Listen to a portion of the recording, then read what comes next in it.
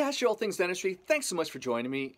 I want to talk about rubber stops. And you know, there's three little tips that are in there. That's two. Three little tips that are in there that can super help speed up your endo. They're obviously used for working length, but two, they have thickness in them that can actually speed up your measurement of your working length. And three, usually they have a little dot on them that can help you figure out which way the curve bends so you can make a reproducible glide path. So let's take a look. Okay, so the rubber stop has a lot of applications, and one is obviously what you've been taught is for working lengths. As you can see, I've flattened the cusp.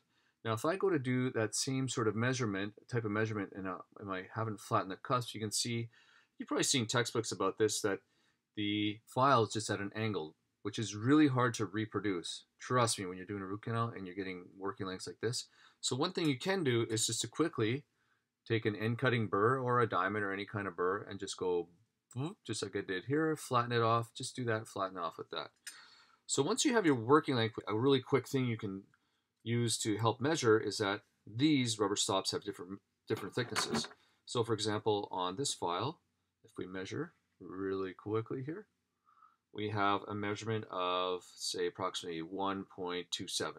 And if I measure this type of rubber stop, it has a thickness of 0.84. So knowing the thickness of your rubber stop is really helpful in speeding up your efficiency in endo. So say for example, you finally watch around this 25 millimeter 10 file down the length, and you place your apex locator, and you hear the beautiful noise of beep, meaning you're at your apex. And now you know quickly that you don't really need to use your measuring stick now, because you know that your 25 millimeter file, this is 1.5 millimeters, and subtracting this thickness will give you 23.5 millimeters of working length at the moment. So you can write that down, not have to take your file to the canal, measure, and now you can just start your glide path fabrication.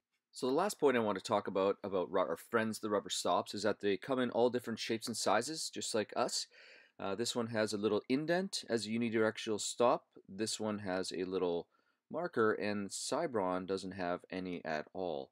So the problem is that when you're trying to bend your file to scout the canal to determine which direction is which, it's really easy when you have a little indicator, but on this file, when I go to bend it, place it in the canal, I can't figure out which direction is which because there's no marker.